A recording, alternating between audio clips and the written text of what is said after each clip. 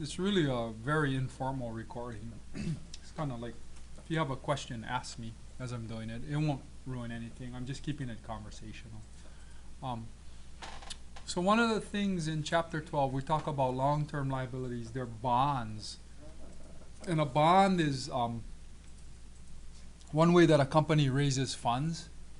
So when they sell the bond, what they're doing is they're basically taking out a loan, really, but they're borrowing from a broader base of people, individuals or institutions. It's not like they're going down to the bank and getting a loan. They're selling the bond. So on the other side of it, it's an investment for the bond holder, for the company or individual that buys the bond. So it's a way to raise capital, a way to finance your operation, and it's a debt mechanism because we have to pay the bond back. Okay, so let's see. It says on January 1st, 2014, Agricultural Credit Union (ACU) issued 7% 20-year bonds payable with a face value of $100,000. The bonds pay interest on June 30th and December 31st. So they're paying semi-annual.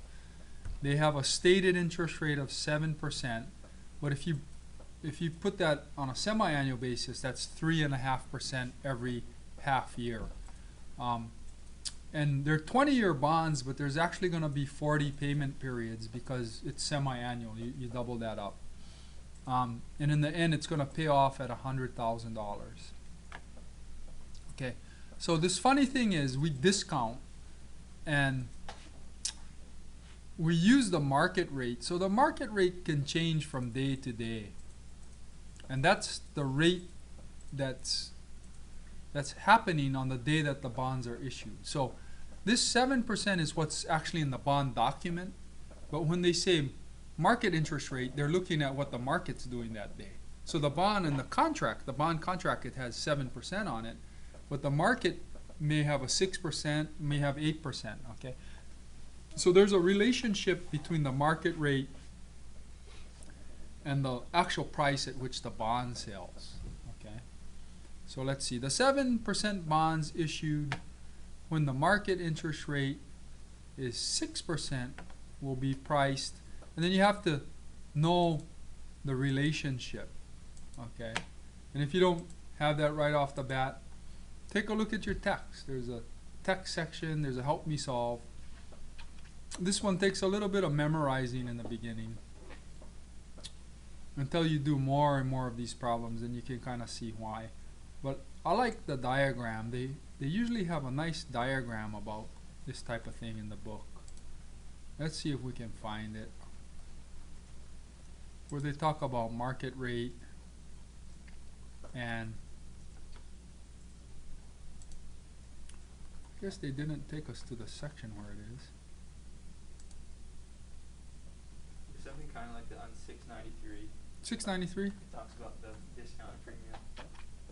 You got that. Usually there's a picture too. I like to pull that picture. Go up. Oh, no. Maybe down a little. Huh. We usually get a nice picture.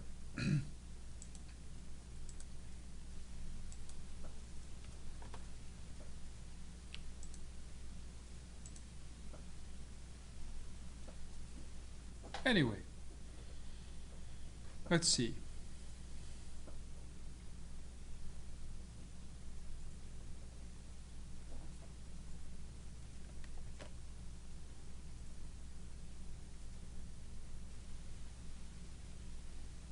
Okay, so this kind of gives you a reason why the rates affect the price. If you look at this paragraph down here, a company may issue its 9% bonds when the market rate has risen to 10%, right?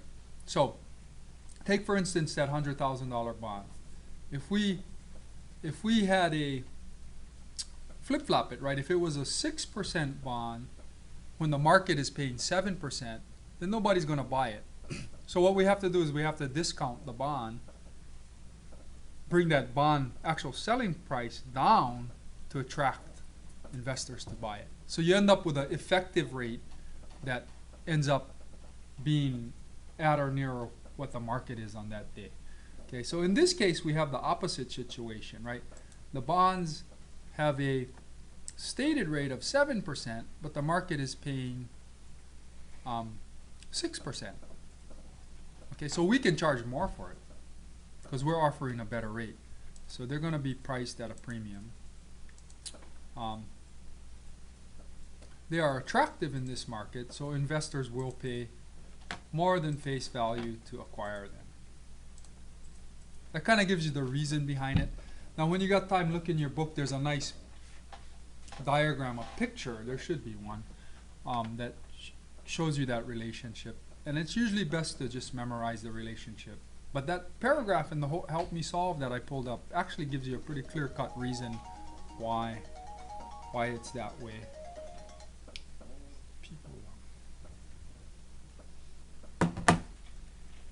Okay. Now let's say if the market interest rate was 8% when the ACU issued its bonds, will the bonds be priced at face value, at a premium, or at a discount? Okay, in this situation they would be priced at a discount because the market's paying a higher rate. We need to bring the price down to attract buyers. Otherwise they're going to just go for the 8% bonds. Okay. They are unattractive in this market, so investors will pay less than face value to acquire them. It's a supply and demand kind of thing. You guys all took economics? Yeah, kind of supply and demand. So we're bringing that in. Okay.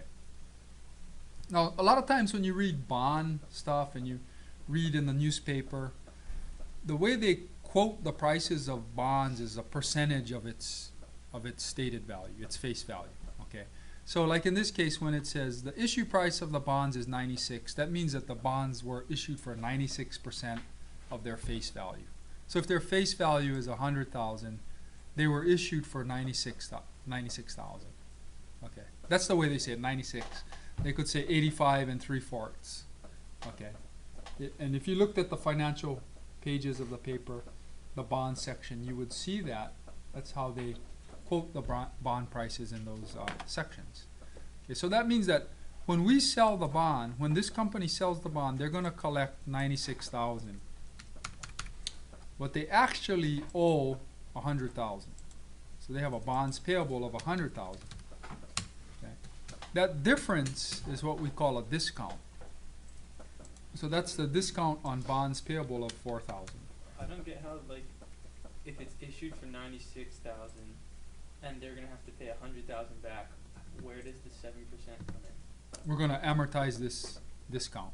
The 7% is the actual payment. So that's the 3.5% every semi-annual period. That's the amount we're actually going to pay out in cash. So you're gonna pay more than the actual 100,000? In the end, yes, because you're paying interest on it, right? So it's like there's the face value and the interest. Yes, that's what you're paying. Okay. You're paying back that interest, and you're paying it in semi-annually increments. So you're paying it every 6 months. Okay. So it is a lending, it is a borrowing that we're making. We're really borrowing the money at 7%. Where are you getting the discount on bonds payable? The difference between what it was sold for, so it says the issue price of the bonds was 96.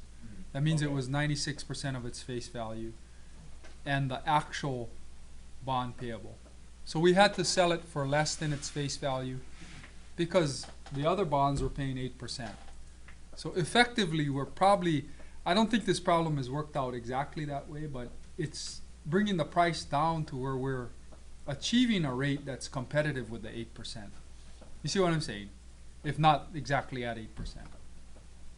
Okay. So let's see. Issued bonds at discount. Okay. Now we gotta journalize the first payment.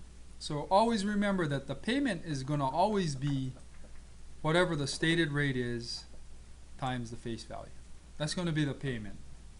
Now we got to split that in half because it's semi-annual. So it's not going to be 7,000, it's going to be 3,500, or half of 7, right?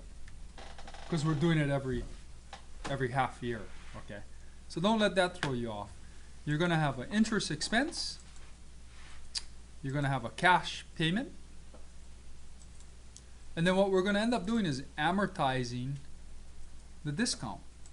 So just like we did with depreciation, we amortize, right? We're spreading that discount out over the life. What happened? We had a kid. It's hiding. Oh, there it is. Okay. So think about it. If I got a 20-year bond and I'm making semi-annual payments, I got to spread that 40,000 out over 40 periods, because there's actually 40 payments, right? So I'll just take, what is it, 4,000 divided by 40, and what do I get? Just do it on there so we don't mess up the zeros. You get 100, right? So that bond is going to amortize at 100, right? See, it starts off as a debit, but it's going away, right? We're going to shave $100 off of that 4,000 every payment period, okay? The cash we're going to pay is going to be the 7% times the face value divided by 2. So that'll be 3,500. How'd you get that again? 100,000 face value times 7%, but it's semi-annual, so I divided that by 2. Or you could take the interest rate and divide it by 2, so it would be 3.5% times 100,000. You could do that as well. And then we add the two together, and that'll be 3,600 in interest expense. So the actual interest expense is more than the cash we pay out, right? And if you think about it, it has to be, because we're collecting less money up front, right? We're only collecting 96 when our 7% interest rate is based on 100,000. So really, yeah, the interest payment's going to be more. And let's see. This is to record paid the semi-annual interest and amortize the discount. Okay. And then the next entry is going to be exactly the same. Since it's straight line amortization, it's not going to be any different. It's going to look the same every period. We just straight line it out. Now, this is straight line. It's okay if it doesn't differ significantly from the effective interest rate method, but the generally accepted accounting principle way of doing it is called the effective interest rate method. And maybe they will give us one of those.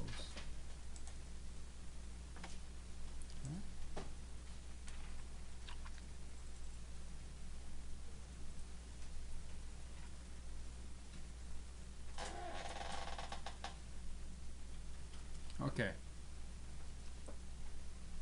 Now when the bond pays off in the end, you're going to debit bond payable and credit cash, and you're going to pay back the principal of 100,000.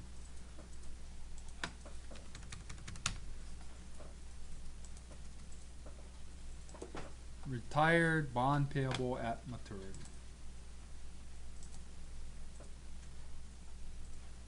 Let me go back. I think it jumped me ahead a little bit.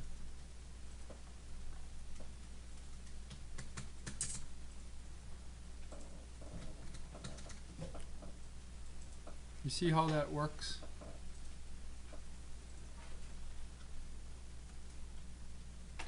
See, the difference is, though, if we were doing the effective interest rate method, we would have to figure out the interest expense first, and then we would back into the discount amortization. In this case, it's straight line amortization, so we just spread that